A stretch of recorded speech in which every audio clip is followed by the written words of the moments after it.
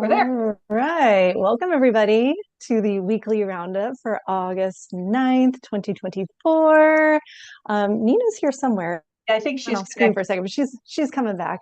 But we're all here today. And, you know, offline before we started, the topic came up of what makes a good leader, what makes a great leader.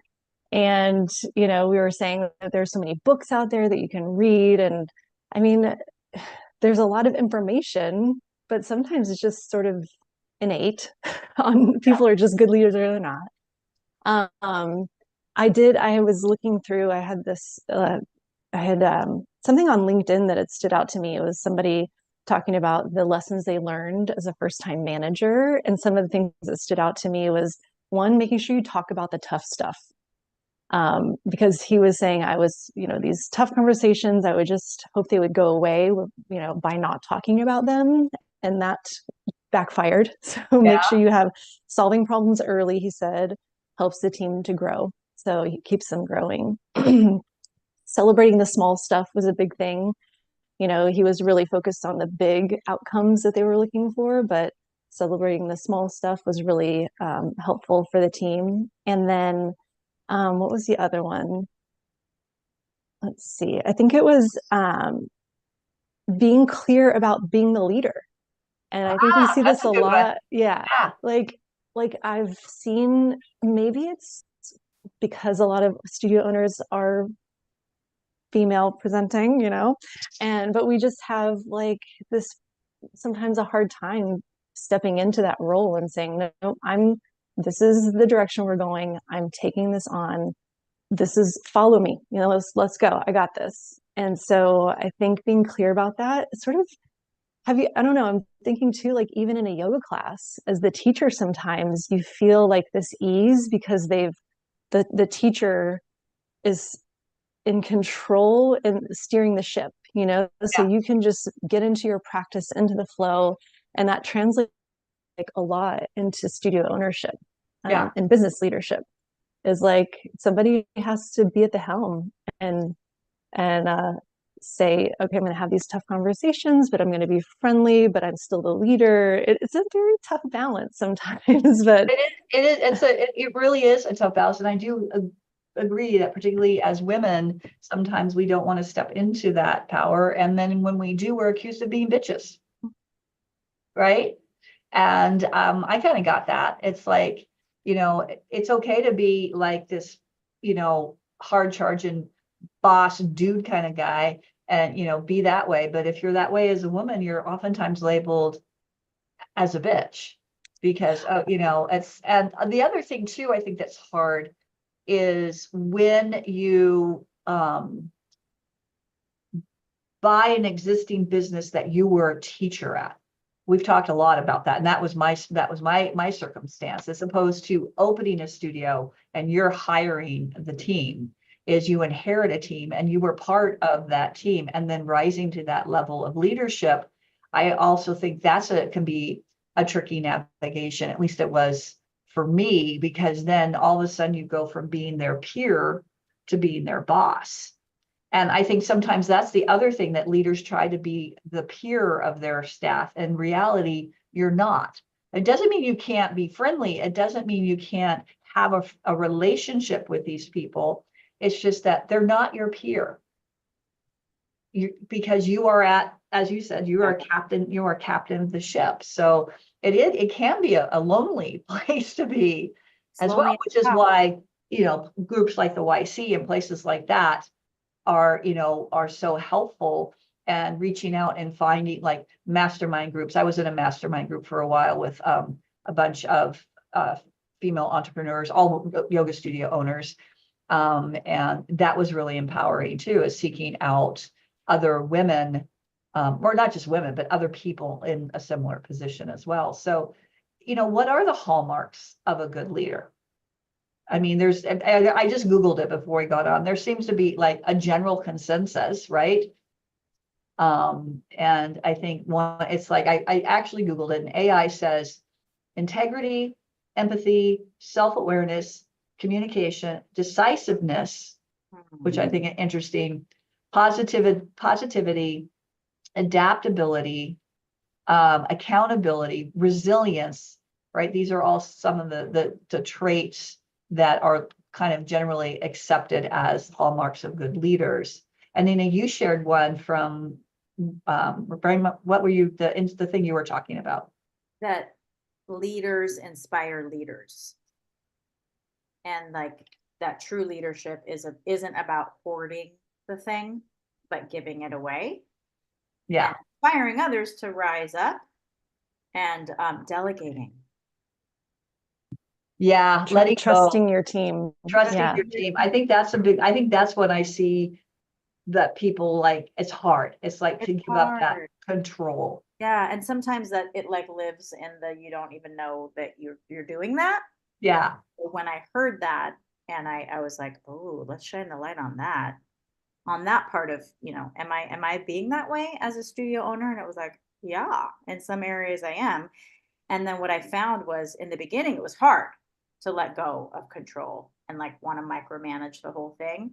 But in the end, it creates so much freedom for you as the leader to like, why not expand and empower your team to take it on? And part of that is letting them maybe fail sometimes. Yeah. Part of leadership is, I mean, having the Yeah, trust, right? And here's the thing, here's sort of like you said, shining the light on a gut check is, mm-hmm. if the reason, I mean, we all say, I can do it better, or I can do it faster, or I can do it quicker. Right. Probably all true for certain things, for Yeah. sure, because we can't be, experts in everything. But certainly if it's something, it's in your wheelhouse, absolutely. You can do it quicker, faster, better, perhaps, and the way you want it done. However, you can't do that all the time. So can someone do it 80, 85% as well as you and still get the job done, knowing that it's not going to be to the level that you necessarily want, but is that good enough for that thing? Right. I think oftentimes it can be. And the other thing is the trust factor is, are you not willing to let go of control? And like you said, Nina, let people maybe stumble and maybe fail because you don't trust them. Yeah. And I would say if you have someone on your team that you don't trust, then I would argue, why are they on your team? Right. Totally. There was a post a while back in the YC, someone was asking about, had a teacher who fairly young and fairly new to teaching and was not open to feedback. And I've had this come up like a couple of times now, is like the teacher's just very, very resistant to feedback, feels like it's an attack, it takes umbrage of it, doesn't believe it. How can you why are you telling me this? My class is great, blah, blah, blah. Now, some of it could be how you deliver feedback, right? Because there's definitely a way to deliver feedback. And let's just say for this, that it was delivered in an empathetic and caring and wanting to help mode, which is really what feedback is about. And if the person is just like completely unwilling and then not doing things in the organization that they're supposed to do, then why are they still there? And I said in my post back to this, my response is, and she's like, I really want to make this work with him because he is such a good teacher. And I'm like, well, is he really a good teacher?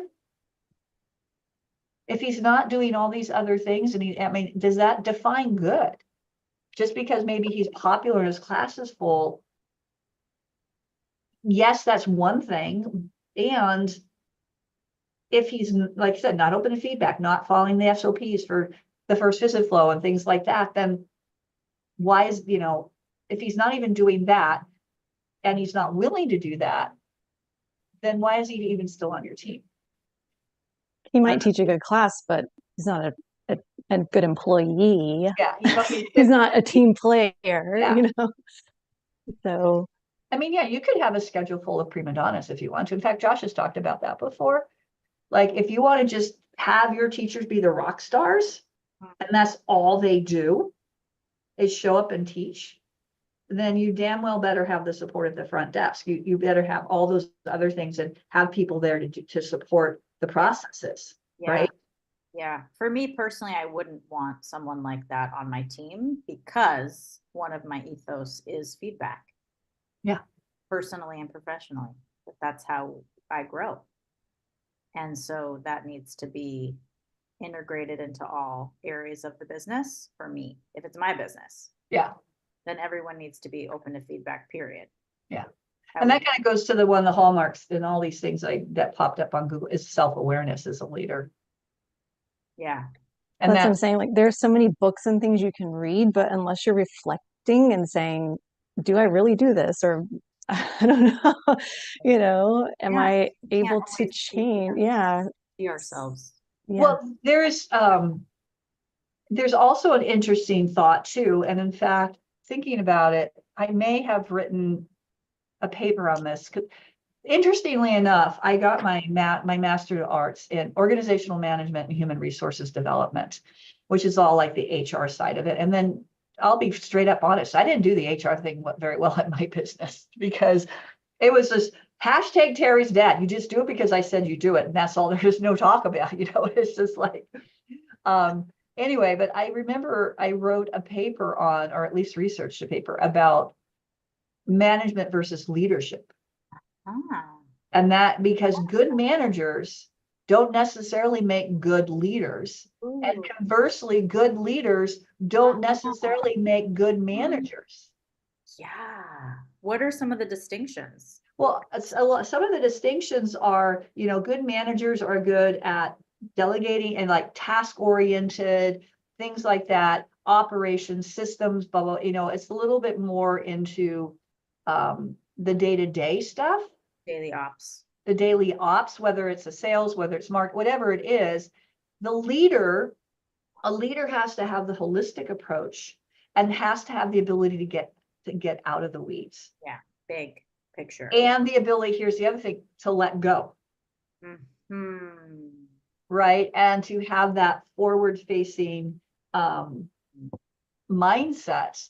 And as you said, Carol, they're piloting the ship. They're the one at the helm. They're the one charting the course. And sometimes managers, the skill set to be a really good manager, maybe you don't have that skill set to do the forward thinking stuff, the like where the visioning, where do we want to be 5, 10, 20 years from now? And what's also interesting is like other cultures, particularly the Japanese culture, they don't have like 5-year plans. They have like 20-year plans. Right. It's so that's the other interesting thing is Some of it's cultural. because that's definitely culture, but it's like management versus leadership. Mhm. And it is like back in my sales days, I would get sales training way back in my corporate life. And we also said in that is oftentimes sales organizations will promote their top salesperson to sales manager. Bad decision. It's oftentimes, it's like usually your best salesperson is not going to be good at management because they're out there doing the thing. But there's oftentimes when you want to look for a sales manager, you look for someone who's good at sales, but maybe not the top performer, but is solid performer and can do the management part of it. Because the top performance, they're just like, they don't want to be encumbered. They just want to be able to go out and do what they do. Right. In fact, I knew a guy way back again. He was like a top producer at one of my clients.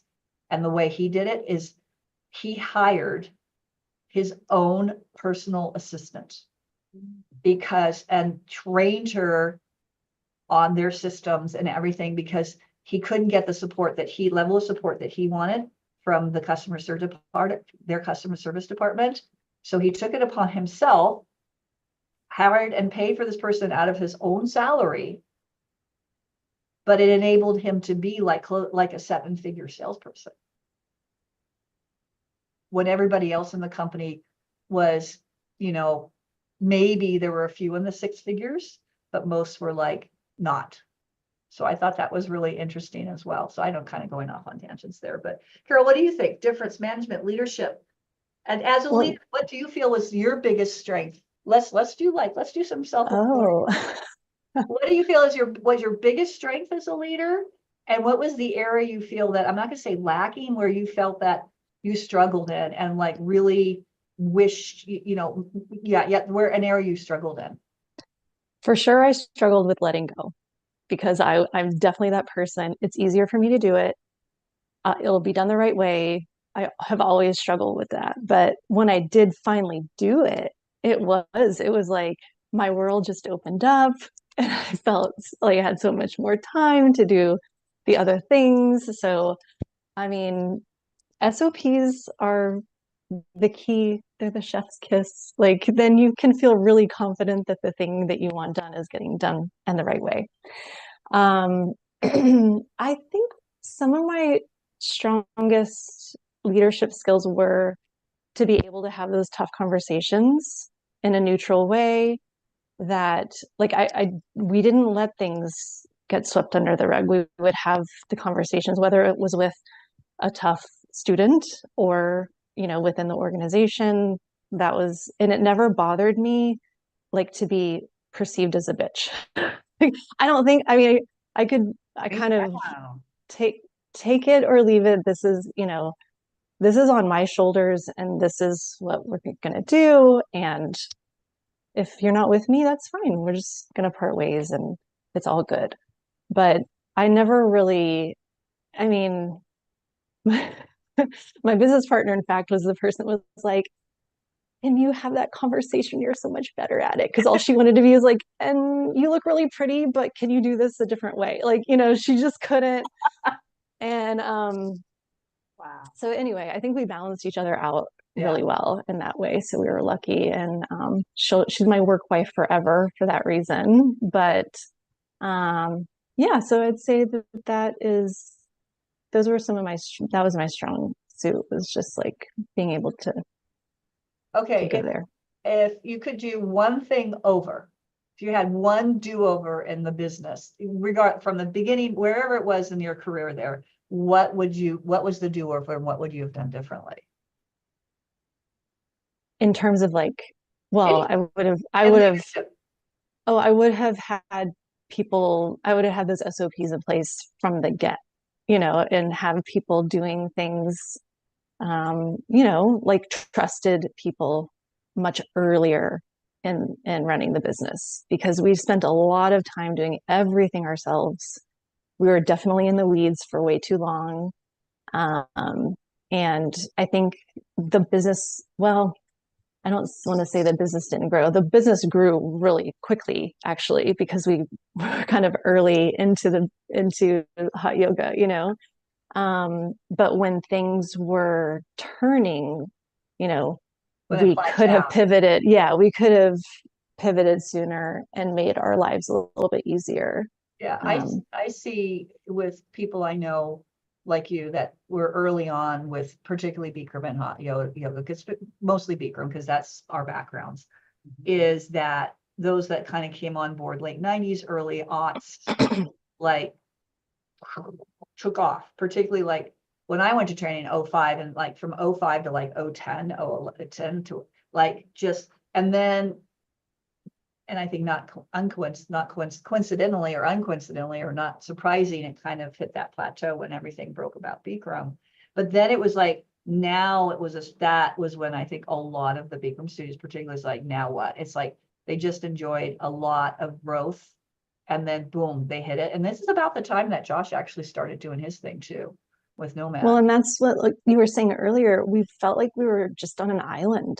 Yeah. Like we didn't have resources. We sought out other yoga studio owners to see like what's working in your business, what, and sought those mentors. And so I think we were good at pivoting when we needed to and trying to figure it out. But had we had a bigger network like this, yeah. Decisiveness. If you were able to make those quick changes, but you just didn't know what to change. Yeah. It was hard to figure out what to change. Do. And that's when we found the YC as, we needed coaching. And that was what helped direct our decision making, to be like, this is going to be the most effective use of our time right now. Because before it did feel so scattered and kind of lost. But yeah, that's why. To you, what do you feel was your biggest strength? What was an area where it was like you wish you had, had more skills around, and then what would be a do-over for you? This is so great. well, clear, it's so clear, it's so glaring, and anyone who was in my life at that time would be able to tell you right away. My biggest maybe asset was also my biggest area of development and And growth. that's often, and you know, sometimes it's two sides of, it's two sides of the same coin. Yeah. Yeah, Which is totally. that I care deeply about people. And so, but the shadow side of that is being a people pleaser. Oh, I And like that. The shadow side. I like that. That's a good phrase. yeah, I didn't come up with it. Nothing's original over here. But so so I had a coach who for like 5 years, a personal and life and business coach. And for me, it's like, it gets kind of muddy, Yeah. and that's not even a bad thing, but it's like the personal, professional, and then the Venn diagram of it overlaps. Yep. And he's like, are you in the business of, not that it's right or wrong, but are you in the business of hiring and firing, or are you in the business of training and developing others? And I was like, I'm in that one, because I get trained and developed in training and developing others. But that took me a while to get that and to find my area, like where it was comfortable. I mean, it took me, I remember like one of the biggest challenges, it took me like a year to fire this woman who was, I mean, anyway, and I had a repeat of that theme happening where I would just like, kind of like your partner, not so bad. It's like, you look really pretty, but almost like that just makes me giggle, because it's like, you're so great, and I just see all this good in you, and I just like, here's what you're doing so well, but could you like show up on time? It's like, really? Like now looking back, it's like, get the fuck out of here with that. Come on. I needed my New York roots to kick in. Yeah. But I was very Pacific Northwest, if you want to look at it that way, kind of passive. And so that was really challenging on me personally. I had high blood pressure. I was on high blood pressure medication at like my mid 30s, and it was 100% situational. I then got off the medication when I sold my business and ended my marriage, I might say. But just saying, like it was very stressful for me. I just was kind of shackled, honestly, by this piece of like disappointing people, Mm. and my business was financially like doing amazing. But that was the thing that was the hardest to shake, whether it was clients, teachers, other studio owners, people in the community that were coming for me. And Terry, you brought up something earlier that I just want to underscore, which is women in leadership. It really is distinct. It's its own thing. It is. And I really saw that when I moved to South Florida and I started teaching for a studio with a man who's the owner. And I was like, wow, some of this is just not my fault. Like I'm born into this world where women are seen as bitches when, we don't have to look too far, look at our politics, and men are seen as leaders. Yeah. And so that, just to name that, that was really challenging. Yeah. For me. What would be your do-over? You're fired. You're fired. Off with their head. Like Off with their heads, not waiting so long to let Yes. people go. Yeah. Yeah, and just having more distinction around like, do I want to be liked, or do I want to have a healthy functioning studio and also life? Right. It's like, and that it's the same in my personal life too. Like, it's not like I have to say the thing in my personal relationships as well. It's not about, and you can say it you can be kind and clear. What does Brene Brown says? Clear is kind. Yeah. Clarity is kind. Clarity is kindness. Yeah. Yeah. And you can not necessarily like someone, but you can respect them. Yes. Right? There are people that I don't necessarily like that much, but I do respect them But you don't Go ahead. I'm Go, sorry. go ahead, go I was ahead. gonna say, but you don't want to take it so far that people are scared of you, Exactly. right? So Oh, like, right, Right. yes, Oh yeah, I didn't have that problem at all. yeah, I needed that problem. I needed that problem. yeah, I mean, I just, yeah, I had like several, like three at least, like big, big, big, ouchie, ouchie, ouchie, um, like teacher fallouts yeah, with yeah, people yeah, that I was really close with. I had like either like mentored them from a pup, or they were like, one of them was like a totally seasoned teacher, but we did a lot of partnership and creating um, programming for my studio, and then like big, big fallout. And it was like, oh, what's my part in that? Well, yeah, I was too passive and permissive, and I wasn't a leader actually in those moments. yeah. Stepping into the leadership role, yeah. I would say for me, probably my biggest strength is firing people up, inspiring Oh, people. inspiring, not firing people. No, inspiring. Rhymes. Oh, Rhymes. no, weakness firing. No, that was not, that was not a great, that was probably is, like I said, interestingly enough, even though I had a master's and all of that, that was for me the most humbling part. And I didn't like that, like, unlike you, Carol, I wish I had that, be wanting to, able to do those tough conversations, because I did put off some of those and it was to a detriment. Not so much to the business, but it was a detriment to me personally. And again, some ouchy things, like I had, this is the ultimate. I had one of my teachers quit when I was in California after my mom died. And and she was like, I'm leaving. And it like just left me high and dry, scrambling for a teacher, you know, in the depths of grief. This was like 3 days after my mom died, she quit. And I mean, that was just like a huge fuck you to me. It really was. And then once I unpacked it and processed it and went back, I'm like, oh yeah, it's like, you can kind of get hashtag Terry's dad. If there's a problem, look in the mirror. Yeah. And I realized where Wow. I should have taken action with this particular teacher. So that was definitely, an issue for me. So I would say my biggest do-over would be to have, when I bought the business, I should not have just let everything from the previous owner slide in terms of expectations, responsibilities, employment, and all of that stuff. I wish I had redone everything for, obviously I had everything done in my name, but I pretty much just copy pasted what they did instead of really, and not what they did was bad or wrong. It was just, I realized it wasn't me. And so I wish I had, redone all of those things and actually had a sit down with each of the teachers to see if they, I just assumed it's like, of course they wanted to teach, but having a sit down with them and talking about what they wanted out of their teaching and, instead of just accepting everything.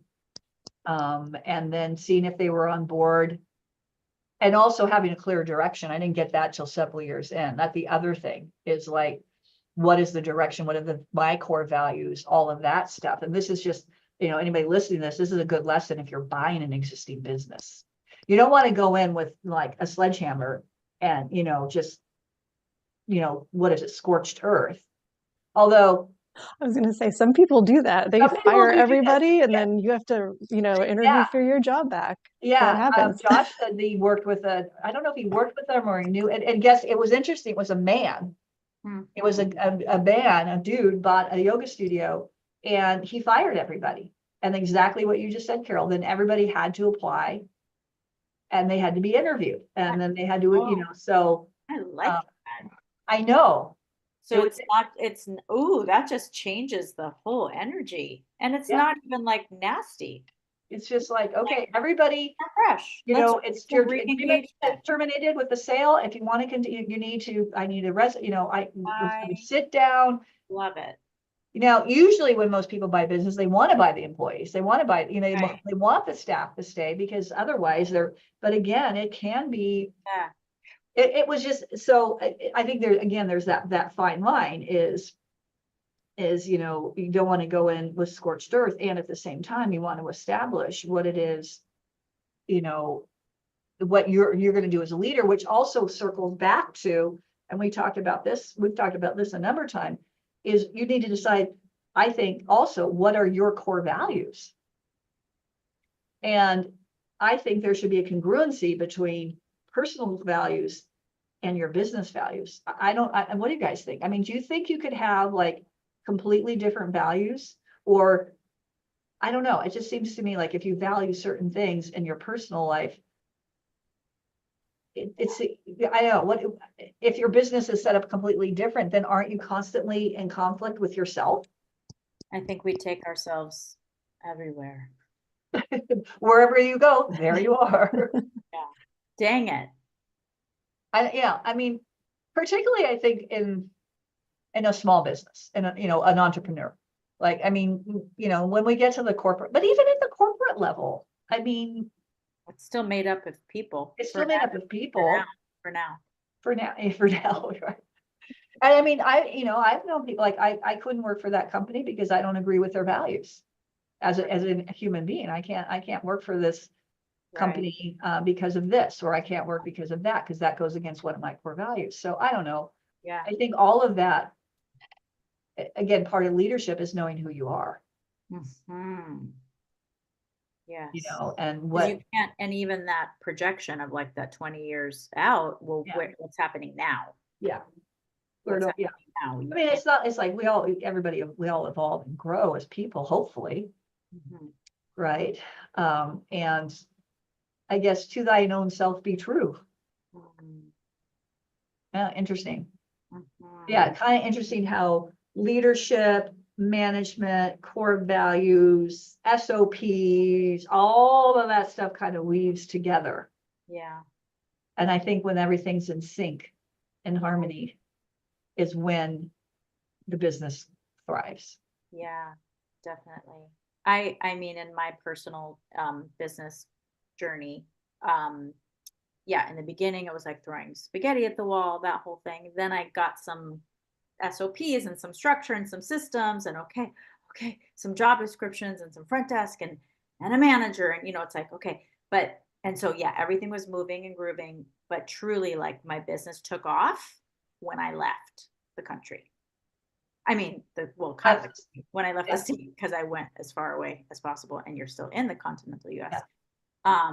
And that is That's interesting, yeah, that your business took off when you were not physically there all the time. when I left, Right. and I the second manager I had in that period of time, I remember her actually really she was very helpful in training me as a leader, um, to like I had like an employee, like a lead teacher that would come to me, and then I would go to the manager, and she said, "You got to cut that shit out. If I'm the manager, I need to deal. She and I deal with each other, and you're actually undermining me." I said, "Oh my God, thank you, and I'm so sorry, and okay, I won't." And so then she would come to me and tell me about problems that she had solved, not come to me with problems. She would come to me and say, I handled this happened, I handled that, and I handled it. And I'm like, wow. Yeah, Yeah, it's really cool. it was really awesome. Then the pandemic. So Oh, well, the pandemic, that turned everything on its head. that turned everything on its head. And I think, I'm doing the look out in the air. I think that really tested people's leadership skills. Oh boy.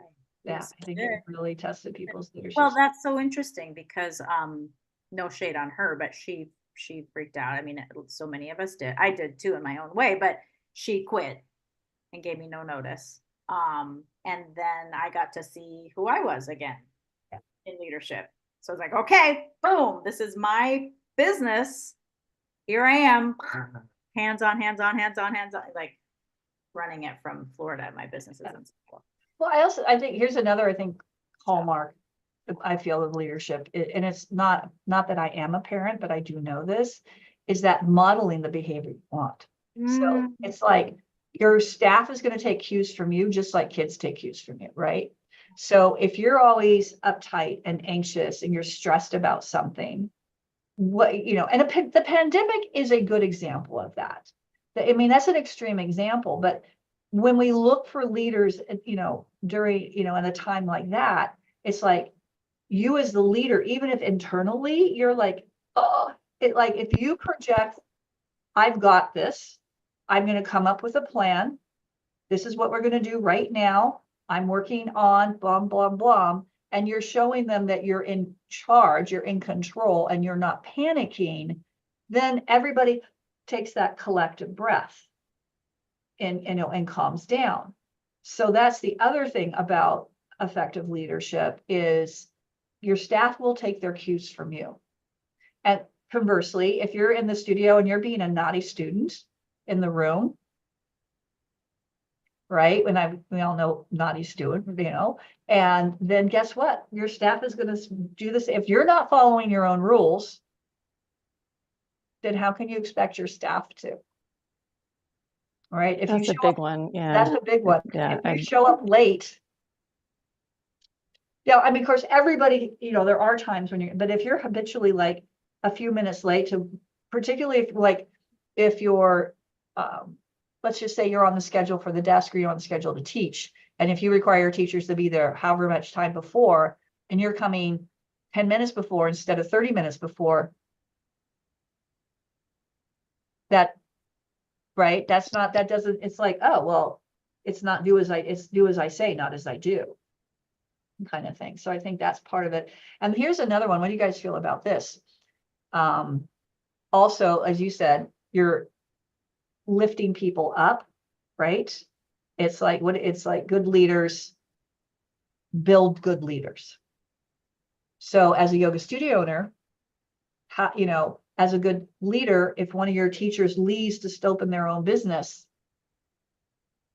how should you feel about that? All right. Are you going to stress out about it? Are you going to freak out? Are you going to get mad? Or are you going to celebrate the fact that you rose someone up to the point where they felt that they felt ready to open their own studio? One could look at that as a celebration of success for you as a leader. Yeah. So I'm just throwing that out there. I know. Well, I have two experiences with this. And one was a couple of people who, like, we were so happy. We knew they were going to be successful. They opened, in a location that was really not part of our competition or anything like that. And it was wonderful. And we maintained a really great connection after. And they would even say, like, we would think, what would Carol and Aaron do? Like, they kind of, and it was so flattering, right? Yeah. And we also had a couple of people that were very shady about they wanted to open. Well, where is it? Well, I don't really want to tell you. Well, it's because it was right in between our two studios. We had two locations and they were trying to go right in the middle and it's just, I think it was more about, and this is for me always, I know this, if you're not straightforward about it, I'm going to have a problem, so that it was like the way it was done was not on the up and up, and that's what bothered me. That's what bothered you was more but if they had come to you and say, hey, Carol, we found this location and it's here, and you had known from the beginning that it was halfway between your two locations, would that have been a different situation? It would have been slightly different. It was still like, really, you're going to do that right in between our two locations? Like it still would have been stung a little bit. And then also we would have been able to make a decision about, I don't know. We definitely, once we found out, we're like, okay, that's where it is. It's time for you to go do your thing. Like, I don't want you in our changing room telling everybody about the location that's right in between the two studios that we have. So it was all of that shadiness. Yeah. Would have been like, okay, well, thank you for telling us. And it's been great. Been great. Yeah. Yeah. Good luck with that. Good luck. Have fun. Where I went to somebody I considered like my mentor, and I just adore, like, near worshipped her, just like adored her, and I taught for her, and I was opening my studio like 12 miles away, pretty far.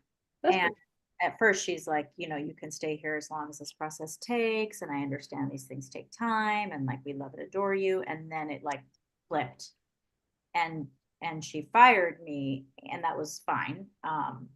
But then she decided to meet with me for coffee, and she was all like crazy eyed. Oh my God, yoga people can be so crazy. And she was like, actually, what I'm offering is to like take you through the process of what it is to like basically coach you to open up a new studio for the small price of like $60,000 or something. And if you don't,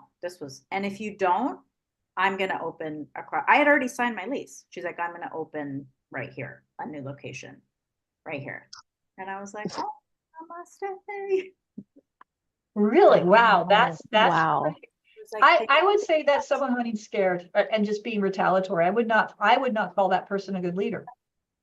some would call that extortion. Yeah, well, yeah, that's that too. And so but that was a real test. And that was I wasn't even open yet. That was Yeah. like a foreshadowing of what was to come. And I don't know, maybe Seattle's people are crazier. I don't know. But People are people, Nina, wherever you go, people are people. yeah. So, and fearful and competitive. But I was like, just thank you. I'll need to, I think I choked on my coffee, and then I was like, oh, thank you so much. I'll need to think about that. And then just responded with like, thank you so much. It's really important for me at this time that I be autonomous and sovereign, and I appreciate all the years. And I completed the relationship. It was like, thank you, goodbye. Cord is cut. And then anyway. Yeah. So, but did you continue to have 2 locations, Carol? Side note. We sold the second location, oh gosh, in 2011, I think. Like we only had it for maybe 4 years.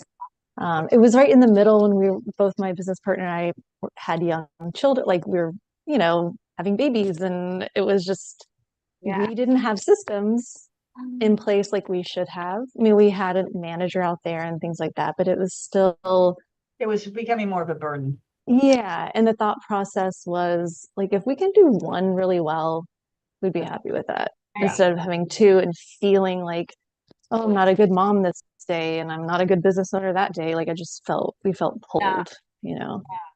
Did that still open in the middle? Did they open? Yeah, they opened in the middle. Are they still there? They sold after just a few years. It didn't seem to be, it hasn't risen to be like I think maybe it's still there. It's been a long, long time, but they didn't last very long as studio owners. I'll say that. They didn't have the same longevity. And then a Yoga 6 opened basically across the street from them, so it was it was a tough place for them. Yeah. And I don't know. I didn't really hear much about it after that. Yeah. I think, I was going to say, just probably pivoting for a sec, is talking about we were talking about leadership, then we're also talking about like looking at your schedule and looking at some other things. And so this is where, again, stepping into leadership is, I had one of my relatively new clients had an all team meeting last weekend, rolling out the first visit flow and the sales process. And, she had all but 1 or 2 show up, which I said, oh my gosh, that's great that most of your staff was there. And she said, yeah, they were really enthused, really engaged. But then they gave me they were like, well, can we do this? Can we do this? I think we need to do this. And can we add this class? And she was like, and so part of being a leader is also being decisive and knowing where the direction you're going. And so when we walked through all the things that they brought up, because she said, I don't want to like shut them down. I said, absolutely, don't want to shut them down. So it's great that they had all these great ideas because it shows that they're engaged and they care. I said, and it threw some doubt for her. Like, oh, should I be doing this? Should I add this type of class to my schedule? And so when we talked through it, and I said, well, what is, what type of studio are you? What's your core demographic? And it's not the 20 somethings. It's 40 to 70-year-old women, right? I said, okay, is the style of class that this one teacher would like to add part of that? And do you see that demographic taking that class regularly? And she's like, no. I said, well, then there's your answer. Right. So I think also part of leadership is being open to ideas and suggestions for sure. And then also knowing when this is something that does not fit with what we're trying to build, and communicating that back. Hey, that's a great idea. However, and I told her, said, let them know those are great ideas. However, based on where we're at now with the studio, we're leaning into the classes we have on our schedule until we can get those more full, right? This is what we do. This is what we're known for. So this is what we lean into, right? So being able to have those, let people know that. And, and a couple of the ideas that I said, you know what, that would be a great workshop. I was just thinking that. What about just, oh, that's a great idea, right? So I think part of that of leadership is not just, oh, we got to do it because I'm getting pushback from the teachers. Well, is the pushback valid? Or is it, and it's like, no, then you need to, sorry, this is how we're doing it, kind of thing. Right? Is the pushback's valid? It's just like, what about this, this, and this? And that happened to me a couple of times. I'm like, oh, I haven't thought about. You're right. That doesn't make sense. That's a great idea. I think let's do it that way. Right? So it's a give and a take, I think. Totally. Yeah. What do you think? Feedback from your staff and having a clear vision of where you're going and the why. The why. Like I love that we coach to 70%. 70% of your classes, 70% full, then we can, if it's more than that, then we can start adding classes, we can start or raising prices or both, but that there's a why. Yeah. Not just adding classes because, for example, I know that's just an example, but because people have an idea. I think we need to have a class at this time. I think we need to have a class at this time. Clients wanted to add, I think I need to bring 8 p.m. back. And I'm like, well, why? Your evening classes aren't even full. Some of my teachers are saying if we had that, we'd have more. And I said, really? Are you going to have more people? Or is it just going to split like the 6:30 kind of thing? It's like, let's get these classes full, to your point, Nina, before we start. Now, there's sometimes where you might seasonally add classes. I did this in January, February, and early March. I would throw a couple of extra classes on the weekends because the classes on Saturday and Sunday morning were packed with wait. So I'm like, okay, to help ease that crowding. And I have a client who does keep an eye on that. It's like, okay, this class is consistently hitting, we're almost at capacity. And so now it makes sense to let's bring in this class to help ease some of the crowding and just the flow at the studio. So there is something to be said for that. But that was because the classes were pretty much full all the time. So then that's, if your class is pretty much full, then okay, let's add another class. And then you're not just splitting the one class. Managing your schedule is part art and part science, I think. The living, breathing thing. It is a living, breathing thing. It does need to be reviewed, but not changed constantly. Yeah. How long should people leave their schedule to let it ride? 3 months. Is there a?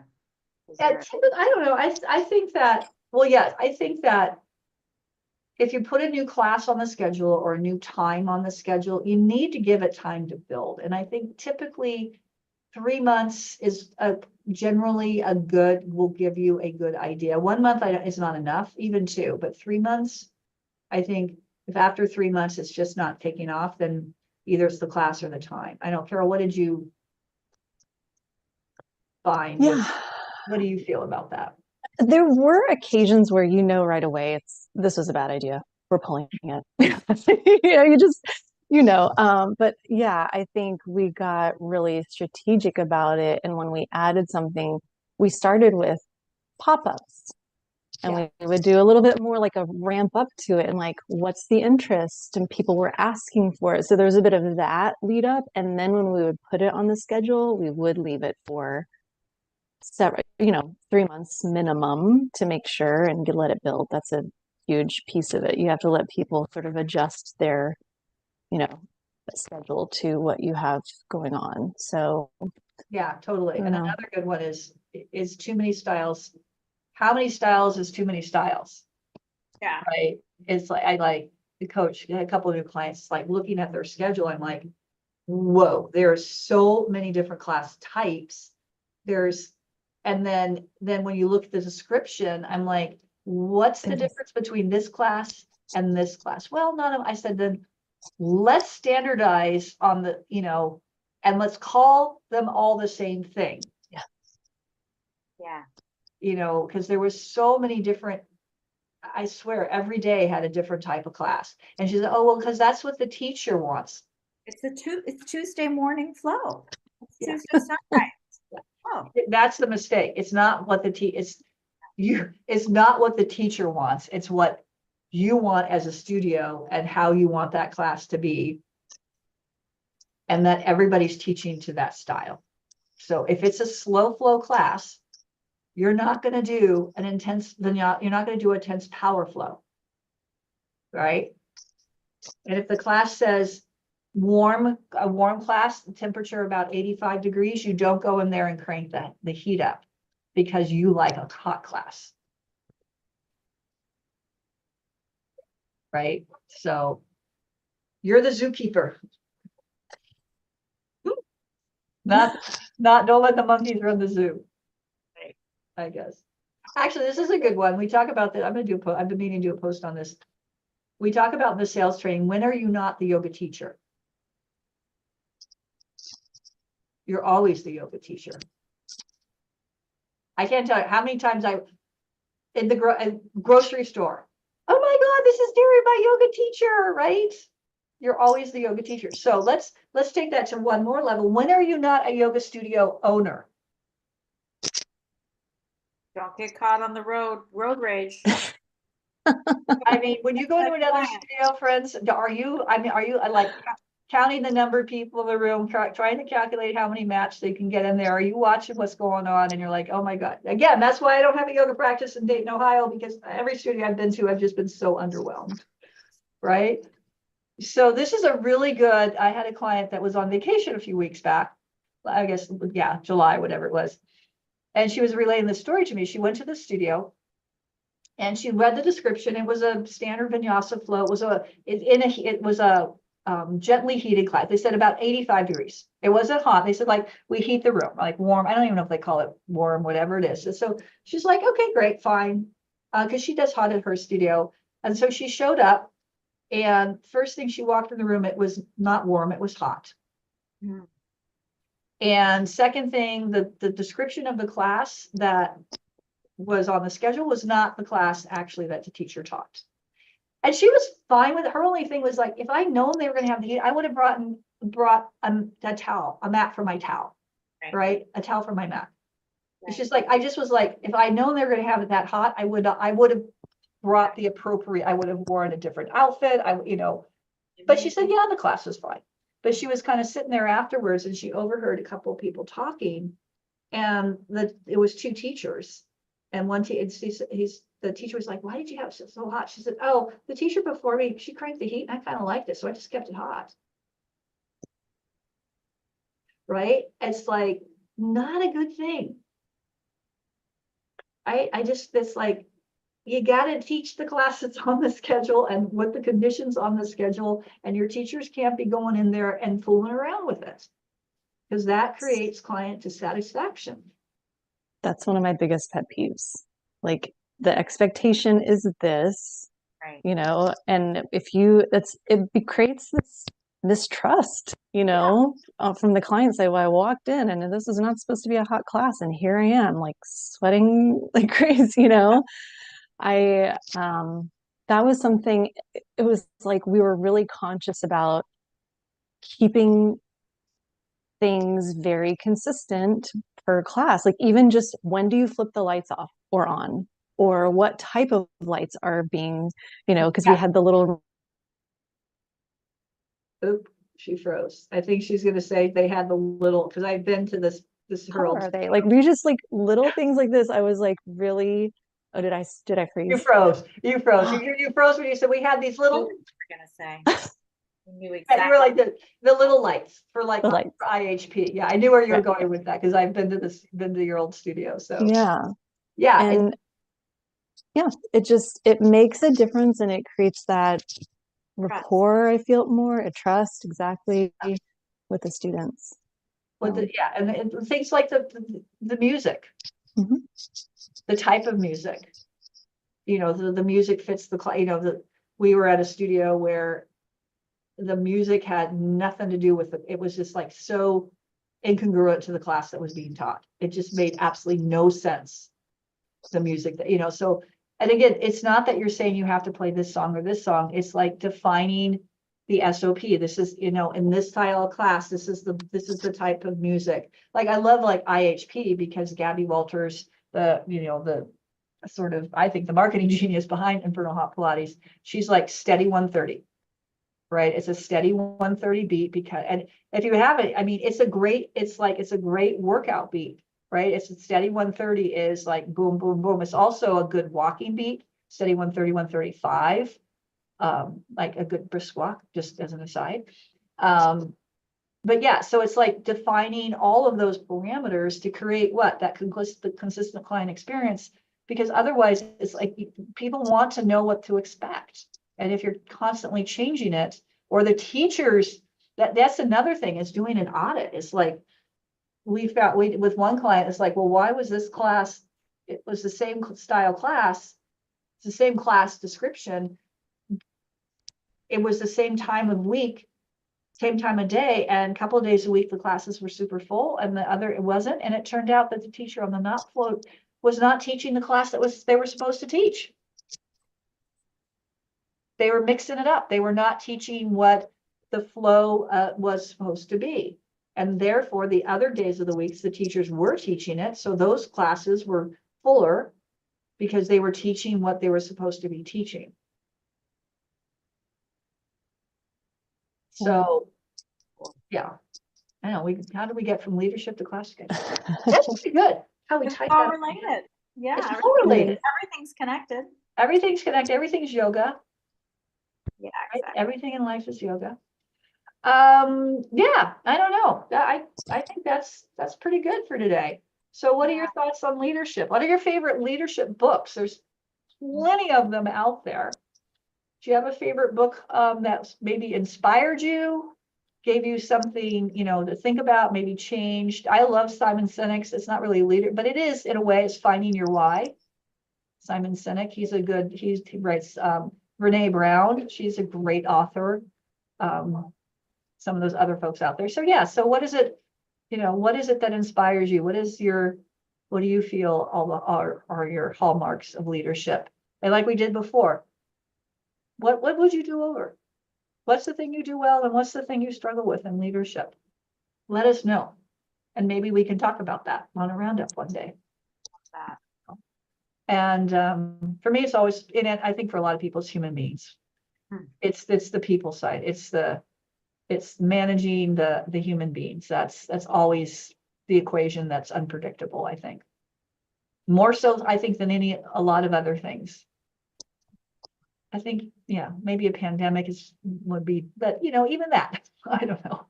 That affects the human beings, right? It affects the human beings. Yeah, it does. It does. It keeps things interesting, doesn't it? Yeah. And we haven't said it out there in a while to you yogapreneurs out there in yogapreneur land. Thank you for what you do. All right. We appreciate you. We appreciate what you're doing in your communities, what you're doing for your communities in terms of providing a place where people can hopefully live their best life, and helping people find and discover that and changing people's lives. We firmly believe in that. You change one person's life and it's the butterfly effect, the pebble in the pond. It just ripples out, right? You get a stressed out mom who comes in as calmer, her kids are calmer. all of those things have profound effects. So what we do, what you do matters. So on those days when you're thinking, oh my God, why am I doing this? Remind yourself that you're doing a great purpose in life. You're being of service, which I think is the best thing we can do as human beings. Wow, I'm really like going off on philosophy today. I don't know why. Feeling it. Me I'm too. feeling it. Yeah, I'm feeling it. Was my mom's birthday this week. Maybe that's why. Mm. Oh, look, I don't know if you guys can see this. I'll show you guys out there. Can you see this picture? Aw. So That's my mom. Mm. so precious. That's me. Aw, baby Terry. Baby Terry. I have this. My sister sent me, my younger sister's going through all the old family photos, and she sent me a lot of them. I just love that picture. My mom was only like 30 in that picture. I'm like, damn, she looks good. I Anyway. want to just say I can't believe it took me so long to remember, but as you were just talking, Terry, I listened to this amazing podcast yesterday, the subject being better leaders. Ah, I'll share it with you guys, but it was pop it in the when this is Yeah, is okay. posted. I Why will. don't you pause? God, I can't say. Post that in the comments. That would be great. Sure, really fascinating. Like, Yeah. It is Yeah, awesome. and any of your favorite books that you guys, leadership books that you've read, post those in there. And again, out there in YC land, post in there or comments. What are some of your favorite leadership books, favorite podcasts, favorite websites that support leadership? And yeah, how can we all be better leaders? Just basically, how can we all be better people? I think kindness. Because we're leaders in our families, in our friendships, and our, everywhere. Everywhere. Positivity. Positivity was a good one too. All right, on that note, Okay, I'm gonna go do the next thing on my list. great. I'm gonna go teach a yoga class. You're gonna go teach a yoga class. I'm Namaste. taking IHP. Going It's my to, IHP all right, day. I'm Mhm. gonna take my little puppy dog for a walk and then come back and do some work. All right, well, thank you all again, everybody. Thanks, Post everyone. comments below. I gotta say it, we still have space at the summit. So it's not, I just booked my ticket this week, 15. So it was actually less than last year. Yeah. Yeah, it was under $700 around tip. I'm really happy about that. So yeah, so there's still space at the summit. Don't have a coach interested in coaching, let us know. We're happy, jump on a free coaching call and find out what it means. All right. Okay.